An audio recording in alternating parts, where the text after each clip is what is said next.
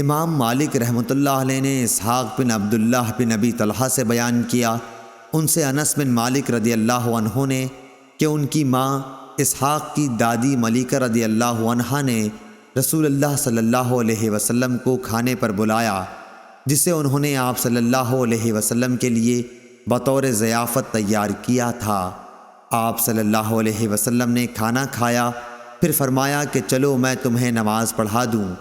ہمارے یہاں ایک بوریا تھا جو پرانا ہونے کی وجہ سے سیاہ ہو گیا تھا، میں نے اسے پانی سے صاف کیا، پھر رسول اللہ صلی اللہ علیہ وسلم کھڑے ہوئے اور پیچھے میرے ساتھ یتیم لڑکا ضمیرہ بن سعد کھڑا ہوا۔ میری بوڑھی دادی ملیکہ ام سلیم ہمارے پیچھے کھڑی ہوئیں، پھر رسول اللہ صلی اللہ علیہ وسلم نے ہمیں 2 رکعت نماز پڑھائی۔ صحیح بخاری حدیث نمبر 860۔